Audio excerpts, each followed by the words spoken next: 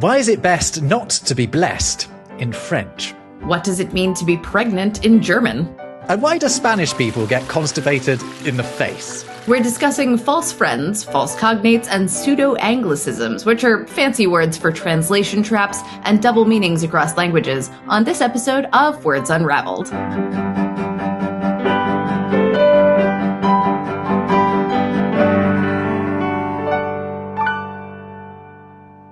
Welcome to another Words Unravelled. I am Rob Watts from the YouTube channel Rob Words. And I'm Jess, author of etymology books, including Useless Etymology. And today we are talking about some treacherous words, false friends.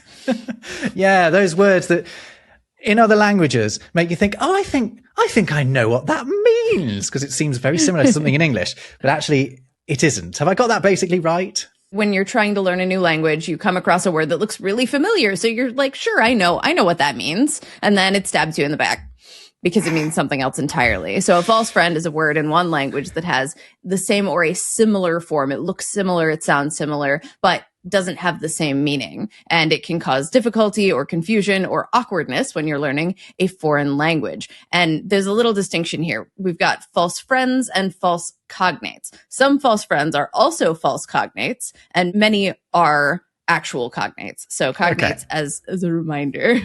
So cognates is one of these words that linguistics people throw around expecting everyone else to know what it means. A cognate is a word that is related to that word, like as in it's got a common source with that word. An example is like the English magazine, which is, a glossy booklet, and the French magasin, which is a shop. Those words don't mean the same thing, but they are related. They're essentially from the same root, so they are sort of the same word, and they both imply things that have multiple things in them, much like also a weapon magazine.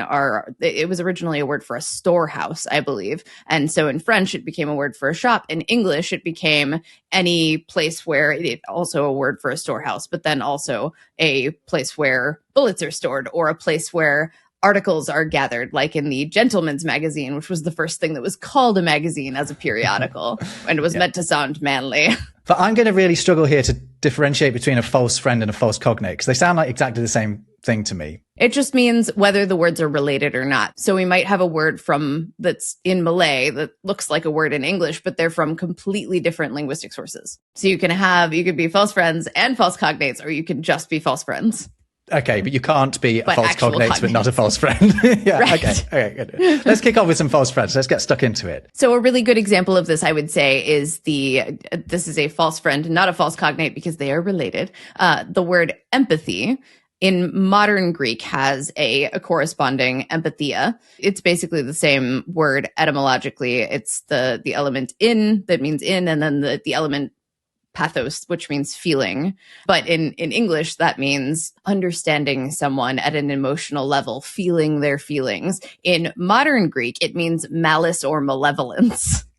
Oh. It's like feeling negative feelings, strong negative feelings and prejudice against someone. So you can see that could be a problem if you're trying to express empathy in modern Greek. There's something else going on also with sympathy across European languages. For example, the French sympathique and the German sympathisch do not mean the same as sympathetic, even though they do have the same source. They just mean sort of nice.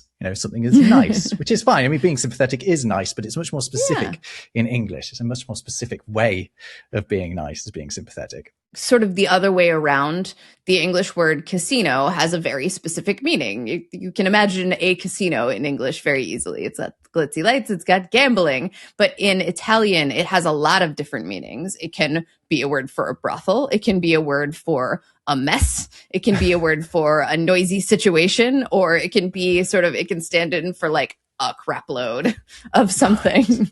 Okay, so this is like another phenomenon, isn't it? Where something is much more broad in the source language than we're using it for. Chef is a really good example. Yeah. Chef is just a head cook in English, but it's literally related to chief. In fact, chief represents just a borrowing of the word chef just a bit earlier on, and it just means a boss. So actually, at the head of a kitchen is a chef de cuisine in French. You need to be specific if you're talking about a chef in French. A chef of what? But our chef is just all about food. It won't surprise you that I have got quite a lot of French ones. For anyone who doesn't know, I married a French lady. I had to learn French to speak to her family. So I've come across an awful lot of these. I've tried to categorize them. Maybe we start with some of the ones that, because of what you were saying about empathy, some of the ones that sound good, but are actually quite bad things in French. Yeah, I would like that. So a good one is sensible, which is spelt exactly the same as sensible. Sensible. And it is the source of our word sensible.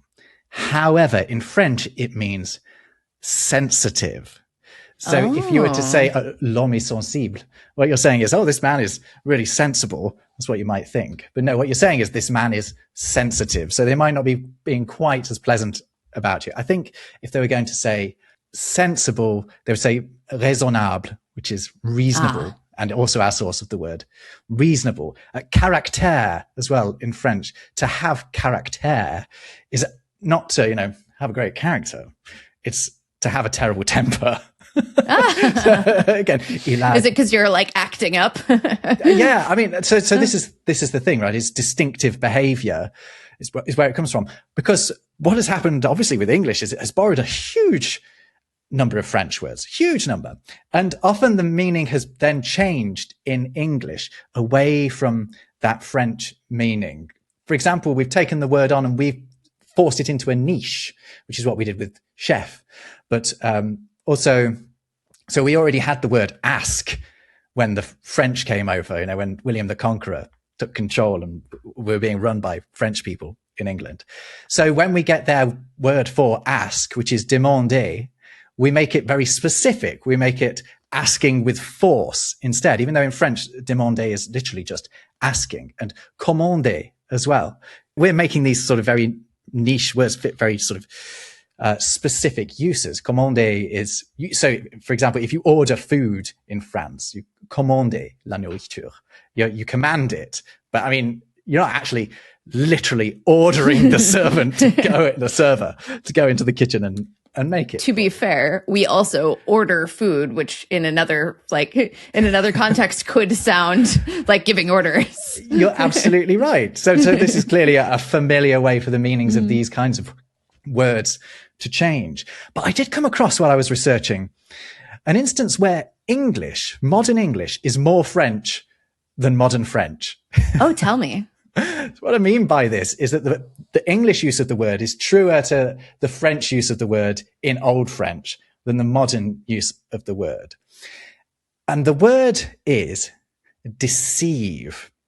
Ooh. Yeah. So the French equivalent of it is décevoir.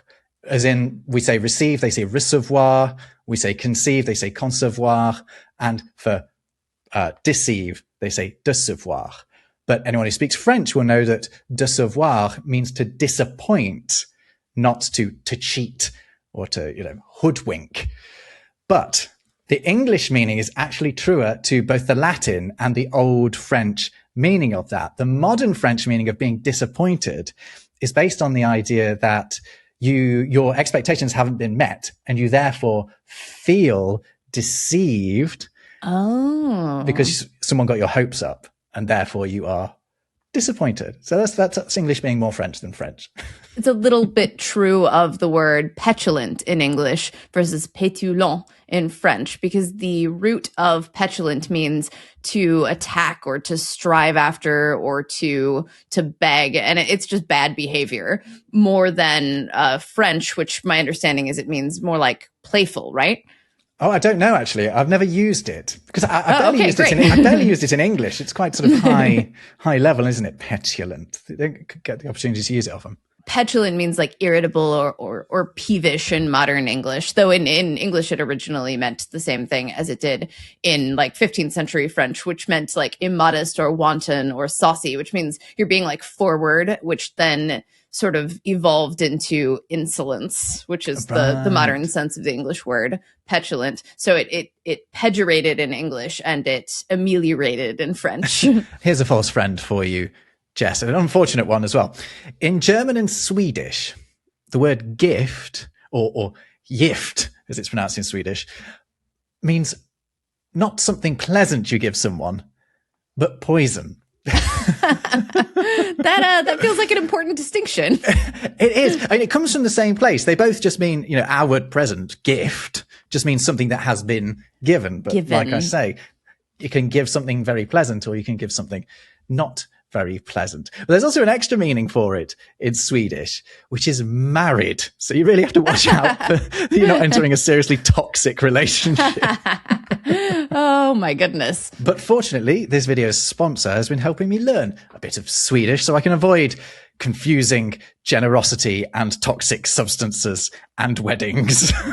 That's right. Babbel is one of the top language learning apps in the world. I've been using it to learn Spanish. And one thing I really like is that the lessons focus on real conversations and practical situations. So you're learning language that you can actually use. Yeah, and hopefully avoiding situations where you're trying to say you're embarrassed and accidentally telling everyone you're pregnant. Oops.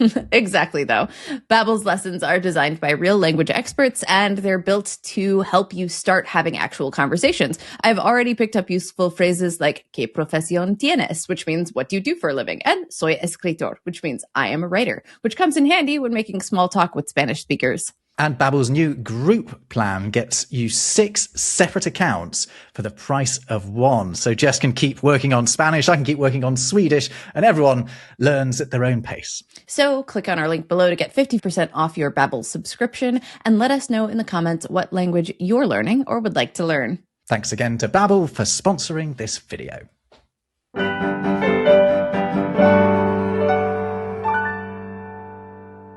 Can I mention a few more French ones that we've taken from French but have changed meaning in English? I've got a couple too. Let's do it. Okay, these are great. So we've taken these, the best part of 1,000 years ago, and they've diverged quite a long way. For example, our word travel is from the French word travail. Travail.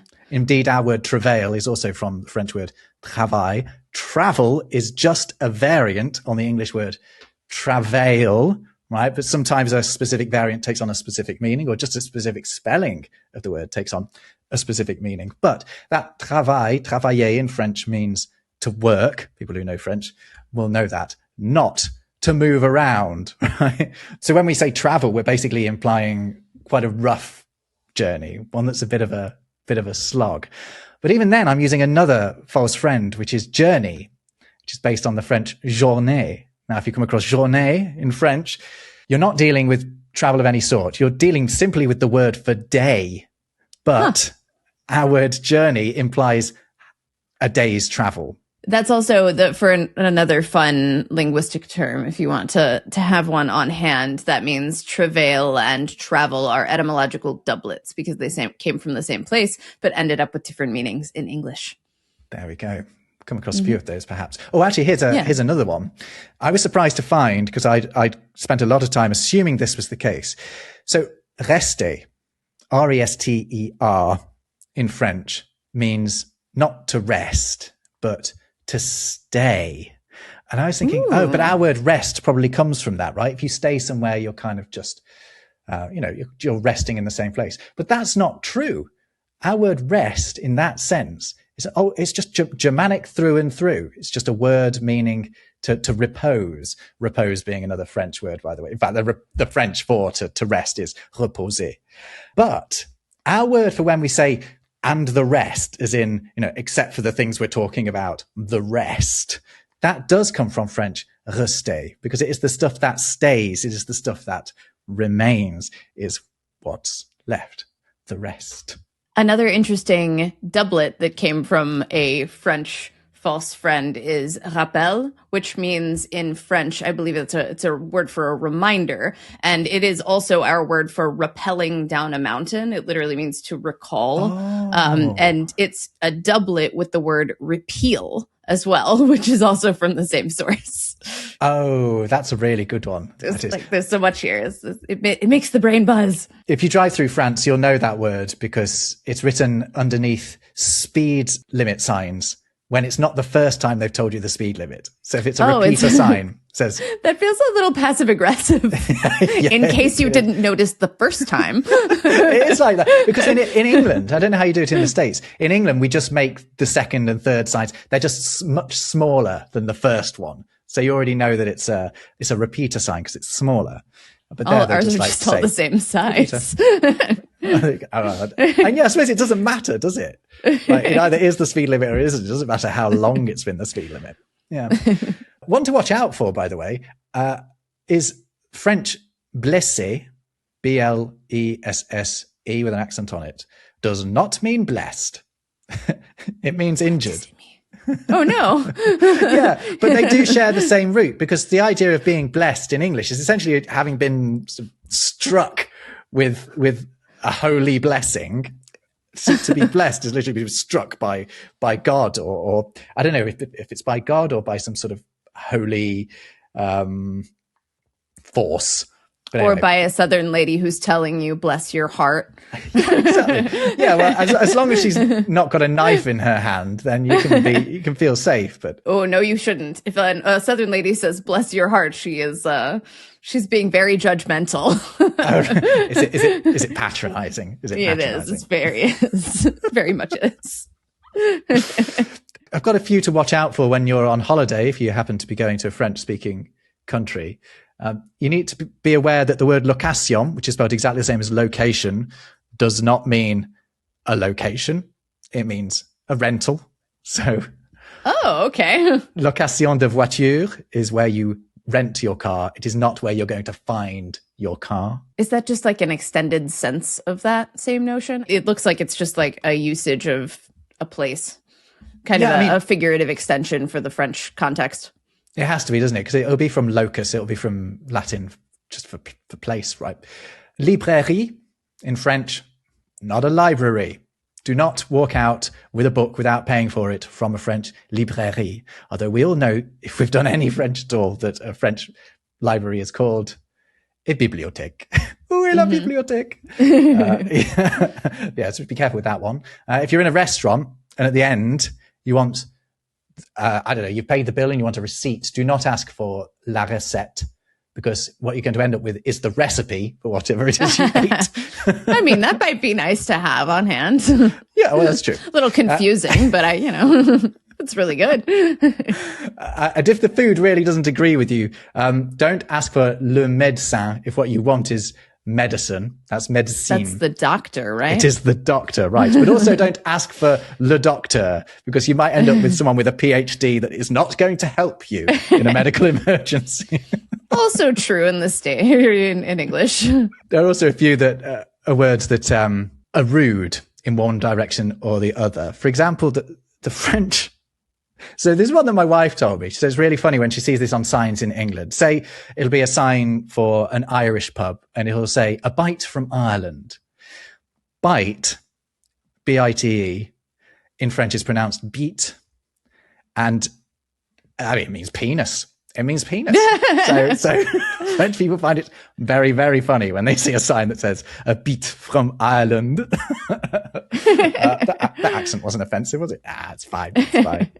On that note, this is much gentler, but a crayon in French is not the same as a crayon in English, for example. Crayon is a pencil, isn't it? Mm-hmm. And then pencil, Danish, Swedish, and Norwegian have a similar word, or basically a cognate with the meaning paintbrush instead. And penicillin is called because it looks like a paintbrush, not a pencil. The Latin word that these come from means tail, like a brushy little tail, or a penis. So there's that.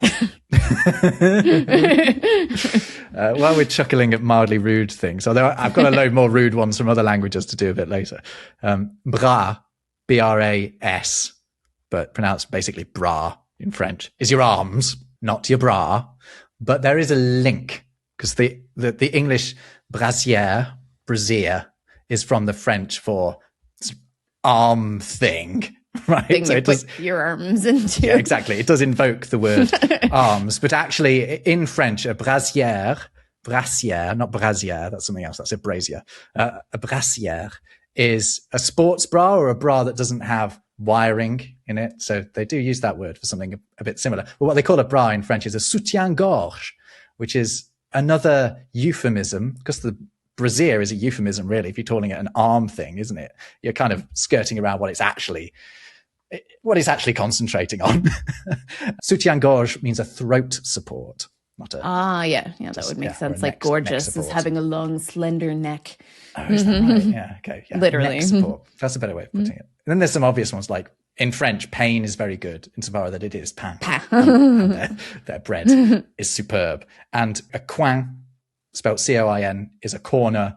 It is not a coin. A coin is a pièce, but a piece is a morceau, which is a morsel. Another edible one. We use this in English as well with the French sense, but they're doublets. The word champignon for mushroom is a doublet of champion. The notion of both is the word field, essentially. It means that if you're a champion, you are a combatant in the field. You're a gladiator or fighter originally. And if it's a mushroom, it grows in the fields. There is a potential third doublet. So does that make it a triplet? Campaign as well. Oh, okay. So we've got a quadruplet then, because champagne as well. Yeah. The region may well be Named after the fields. Named after the fields, yeah.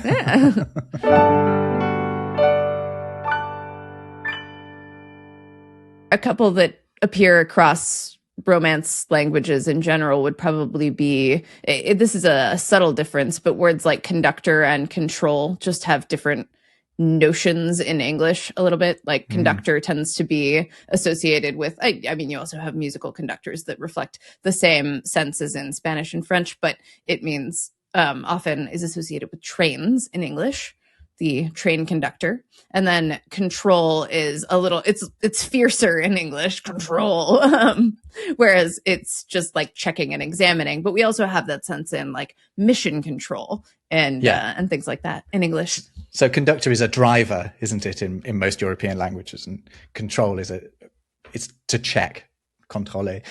Actually, this reminds me of something really interesting. I mean, it was more pertinent when Britain was still in the EU, although Ireland is still in there. And Malta, is Malta in the EU? Well, anyway, Ireland is the representative of the English language in the EU these days. But there's something called Euro English that's particularly relevant in Brussels, the seat of the European Union, along with Strasbourg. And this is the English that Europeans speak together when there are no native English speakers in the room. In fact, there's been research that suggests that as soon as a British person walks into a discussion between Europeans speaking English, general comprehension drops because the native speaker comes in and starts using words in a different way to the people who are using them. This Euro English, it features usages of words that everyone else understands as being correct, but a native English speaker would not. Ooh. A really good one is control is one of the ones, right? They'll use control to mean, we need to control that. Will mean we need to check it, not that we need to, take control of it. But others are like actual. So in most European languages, well, I say most, the ones I know anyway, actual doesn't mean like real or existing like it does in English. It means current. So actuellement in French, actuel in German, these mean currently. In discussions between European language speakers, they will use actual to mean currently rather than to mean real or really. Linked to that, realize as well. I mean, we'll occasionally use realize to realize a dream is to make it happen. But we use realize, when something occurs to us, but that doesn't happen in Euro English. It gets used to mean making something occur. And eventually is another really good one.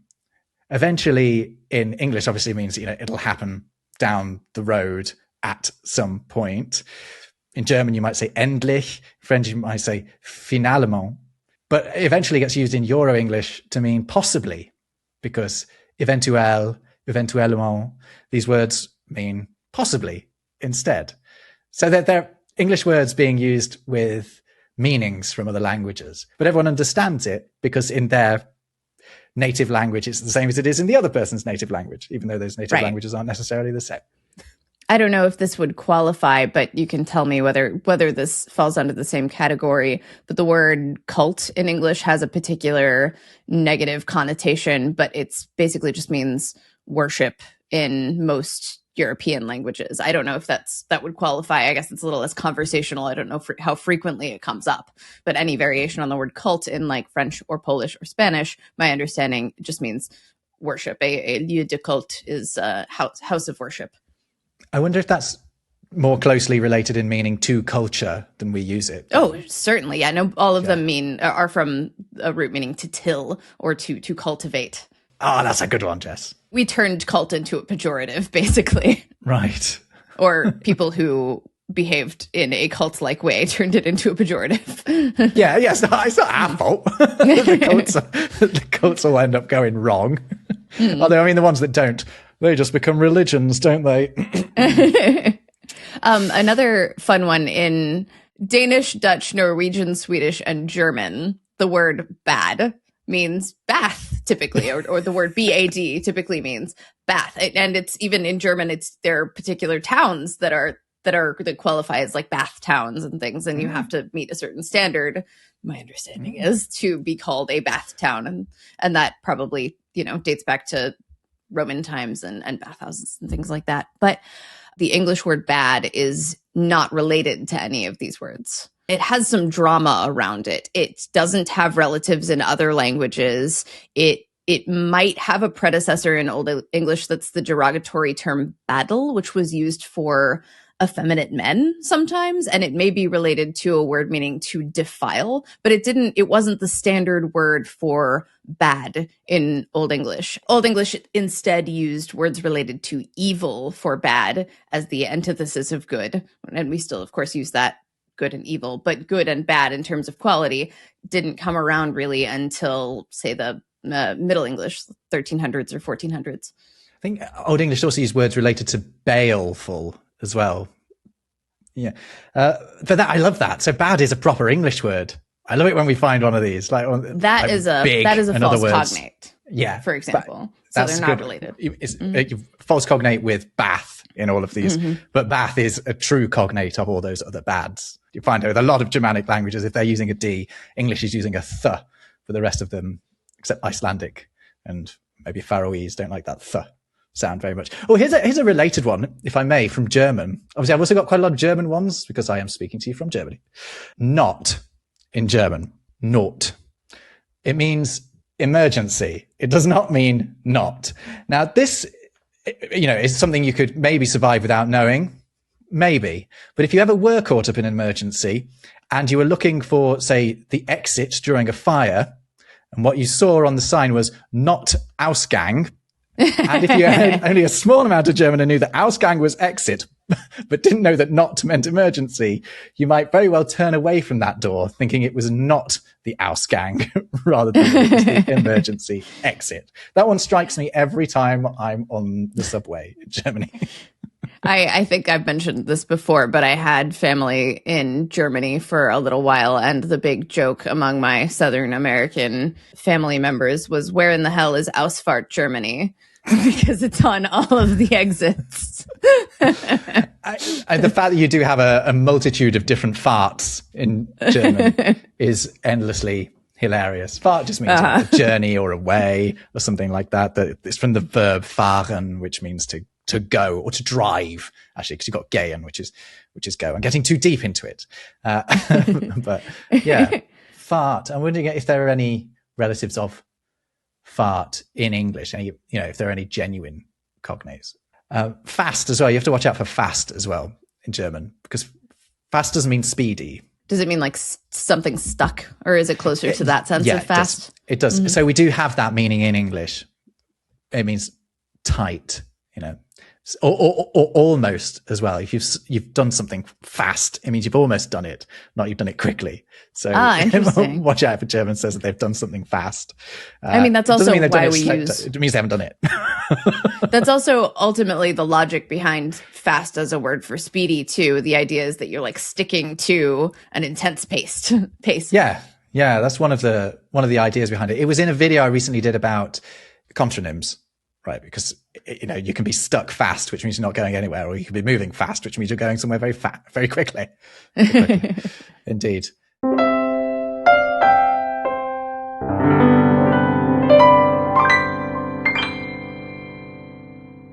I have another phenomenon that's related to false friends. These are false friends, but they're a different sort. They're pseudo-anglicisms. And this is when a word in another language uses an English-looking word to mean something that English speakers wouldn't recognize. And so, for example, a handy in German is a mobile phone. Yeah. And it's artificial pseudo-English and the German hand, but allegedly many Germans think that the word is an English term for a cell phone when it is very much not. Apparently, Indonesian and Korean also have hand phone or variations on that word. We don't have a noun handy, do we? We just have an adjective handy. Someone is handy. Well, is there a thing? Oh, gosh, we do. Oh, no.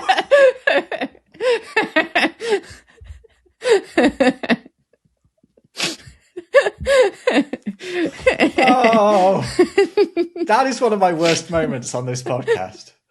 That was one of the worst ones. Just had to take a glance at your face and realise where I was going. Cycling through the Rolodex of disgusting acts. Oh, it's that!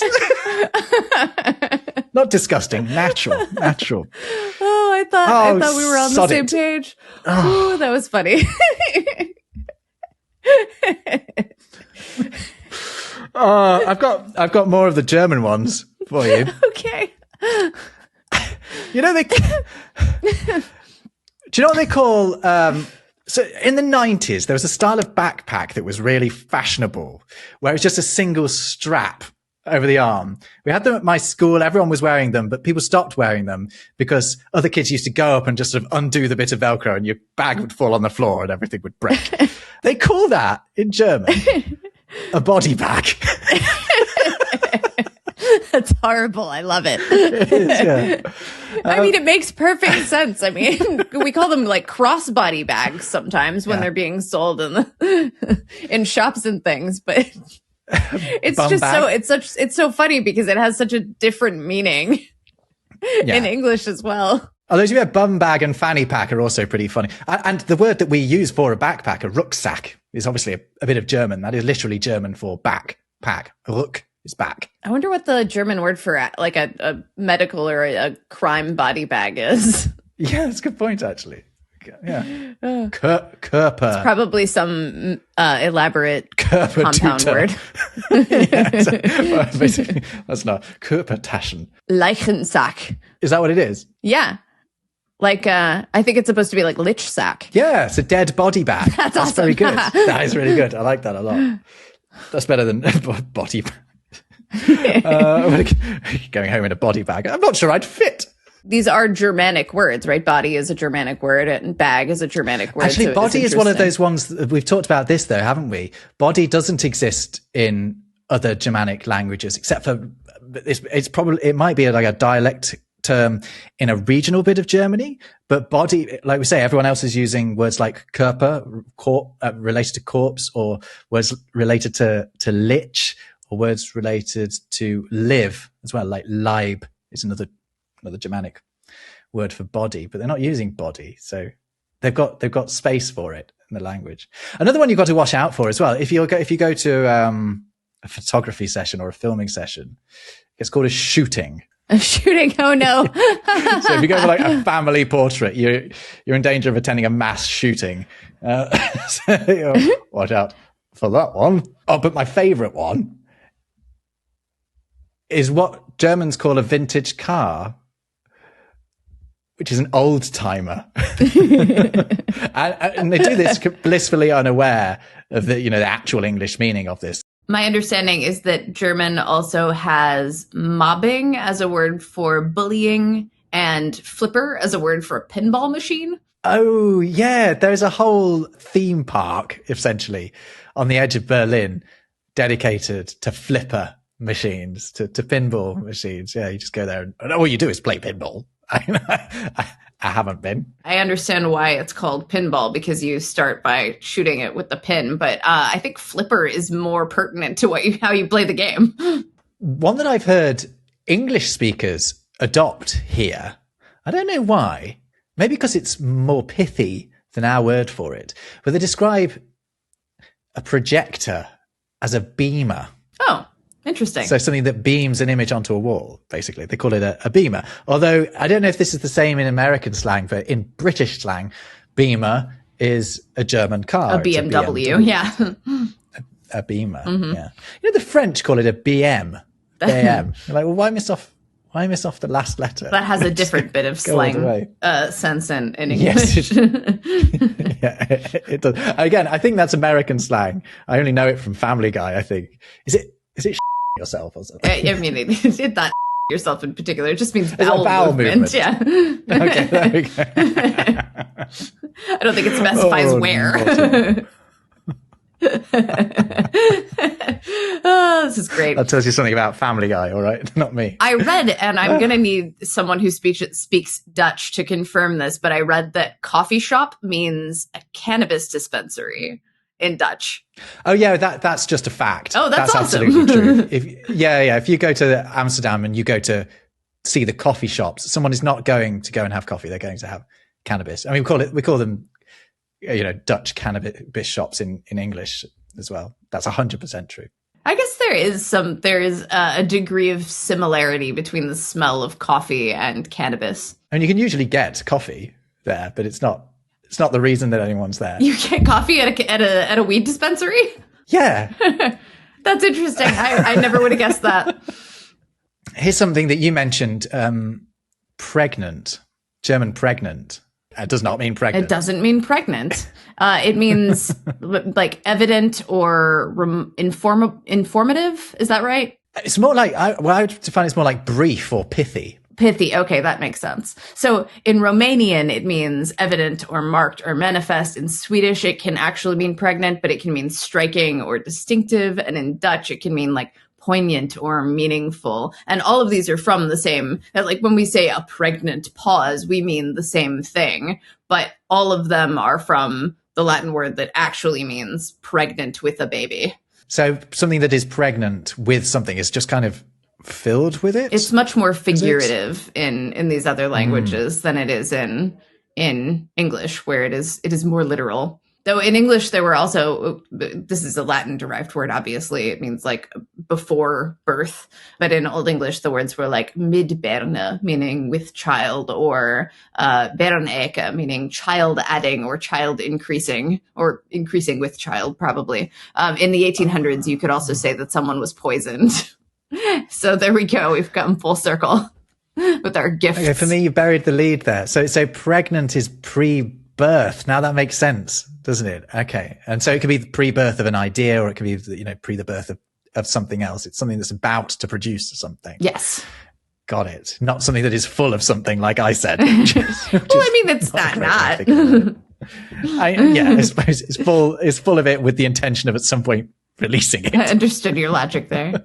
Another fun one that I believe is different in pretty much every European language is smoking means a dinner jacket, which is cool. Yeah, a smoking jacket. So it's not exactly the same as a dinner jacket, right? It's one of those with the sort of lapels, the sort of shiny lapels, or whatever, like a tuxedo. Smoking. Yeah, I suppose you're right, actually. Yeah, tuxedo is named for Tuxedo, New York, which isn't very far from me.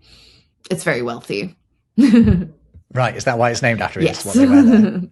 Or it was. So I think we still call it a dinner jacket in British English more sort of formally, even though a dinner jacket does not have to be just the jacket. Like the full setup is called a dinner jacket, which is stupid, but true.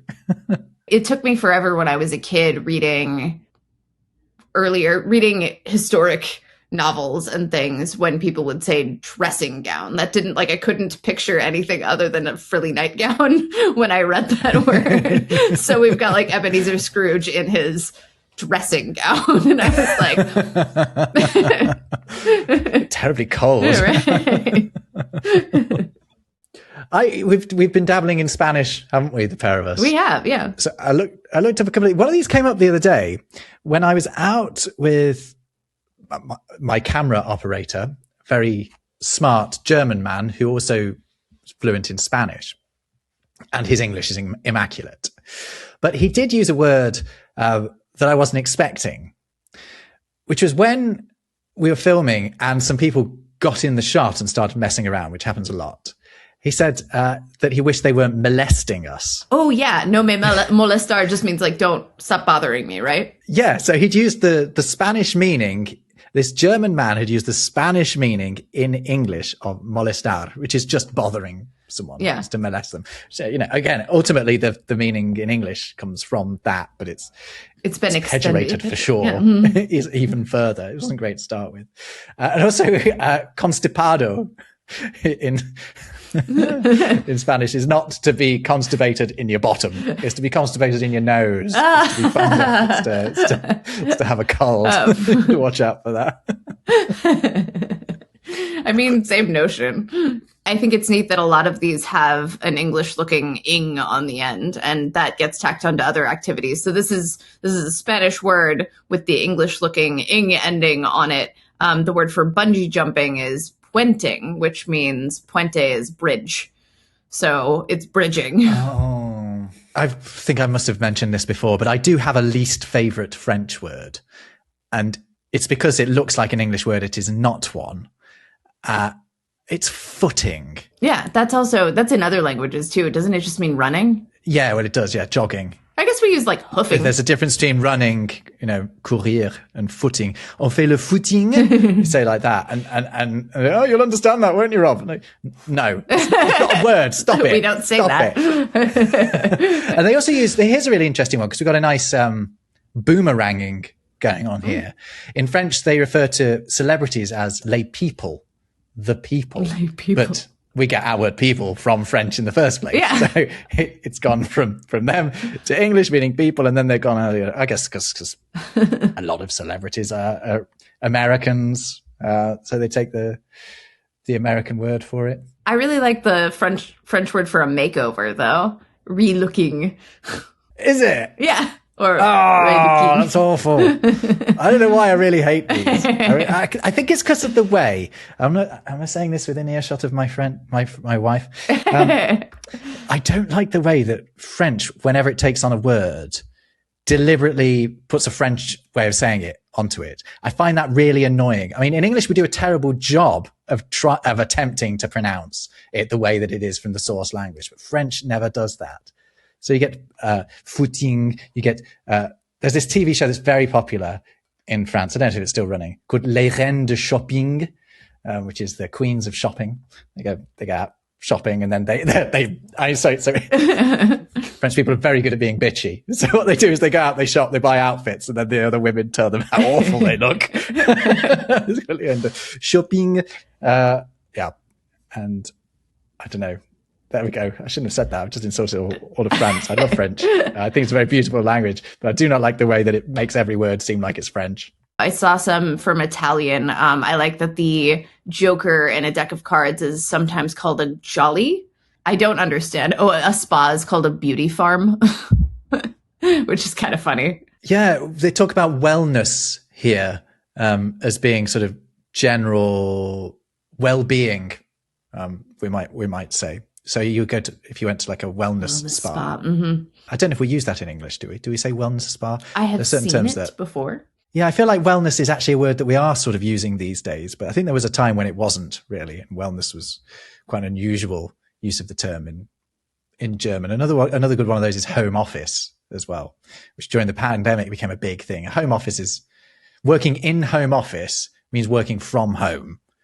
Whereas in England, the Home Office is our interior ministry. What would it be, the State Department, maybe?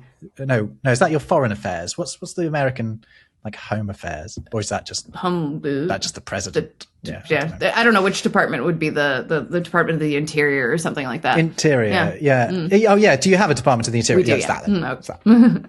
Yeah. Whoever's in charge of your police and all that. In the same vein, smart working in Italian is the term for remote work, which, hey, as someone who works from home, I'm into that. These are all quite new concepts. So it's sort of okay that these terms are not the same everywhere because we're coining them at the same time. But it's interesting that they're choosing to use English units to build up these words. I'm sure it's that English was steering corporate culture, at least for a while there. And maybe still is. Can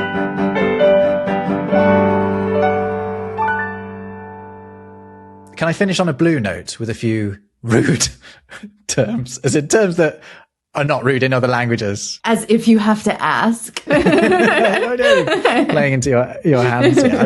I'm still not over the handy thing. I feel like I'm still residually blushing. So the German for fat is dick. Right? Great. It's a relation of our word thick. As I said earlier, if the other Germanic languages are using a D, we're using a th sometimes. So the same happens with dick and thick. And so the German word for buttermilk, which they consider to be fatty milk, is dick milk. Oh, that's fun. Fat is a word in lots of languages, and in Nordic languages like Norwegian and Swedish, it means a plate or a saucer or a barrel, and it's related to the English word vat. In Albanian Catalan, it means luck and chance and fate and destiny, and it's related to the word fate. And then in Cantonese, it means to show or exhibit, and it's not related to any of these. So just that three-letter triad of F-A-T comes around a lot. Meanings. That's interesting. Yeah, it's quite forceful sound as well, isn't it? Fat. Nice start. Nice finish. So the Swedish for the end of something is slut, right? Which means sort of I think it's related to words like sluice. So if you get off the last stop on the bus, you get off at the Slutstation. The slut station. The slut station. Exactly how it's called. That's fabulous. Yeah. Did you know that did we talk before about the fact that sluttish was originally used for like slovenly men before it was applied to like loose women? Yeah, we did talk about it. And the revelation there particularly was that it was applied to men, not women, because there are still some archaic people, particularly like in the halls of power here. I remember a conservative member of parliament saying this just a few years ago. They described a woman as slutty. And what they meant was that she was untidy. Oh no. But just amazingly out of touch. One, don't say it anyway. Right. Two, maybe be aware that that's even worse now than it was then. It's not a nice thing to describe anyone else. Kumbang. There you go. That's a Malay word meaning a species of beetle, according to an article by Babbel, who have sponsored this video, but actually I just came across it organically. Words that sound dirty. It's there. And the Danish for dune is clit. That's amazing. I have no additional thoughts. That's great. Similarities? There are definitely plenty of English words that have also been overtaken by sexual meanings too, like ejaculate within Victorian society meant to exclaim suddenly, which makes novels a little awkward sometimes. Yeah. And then like intercourse. It's really hard to talk about an erection, right? Yeah. Which could just be a building and it not seem it's about something else. Exactly. Intercourse is dialogue, also other things. This is another episode for us, Jess. This is not this one. It's not this one. I've enjoyed this an awful lot. There was quite a low. There was a very specific low point for me, but other than that, I've enjoyed this an awful lot. This has been a fruitful intercourse with pregnant with information. Oh, Jess, I should plug something. I shouldn't miss the opportunity to do this. You do a little clap because I have mentioned for this thing on a few other platforms, but I am taking my Wordy Nerdy live show to the Edinburgh Fringe this year. Yeah, I'm going to be doing 10 nights in a row between the 6th and the 16th of August, 8:10 in the evening, which is a lovely slot. Please do come and see it if you're around, and we'll spend an hour together revolutionizing the English language. I'll leave a link to tickets below. Don't miss it. It's a great show. Thanks, Jess. Thanks for coming to the last one. It was so much fun. Both of them. Anything you'd like to plug, Jess? Sure. I have a couple books coming out this year. One is a miscellany of weird and wonderful facts for curious humans who have nothing better to do than read You Know Who You Are. Yes, that is the title. No, I didn't come up with it. And the other one is called Into the Words, an etymologist's field guide to plants, animals, and nature, which we'll talk a little bit more about later this season. Yeah. I'm super excited about that one, actually. Oh, super. That's a very sort of European word. Yes, using super instead of very. Yeah, that's something I've picked up since I moved to Germany. Thanks for joining us for another fun Words Unravelled. Have a great one. We'll see you. Have a good one. We'll see you next time. Bye-bye.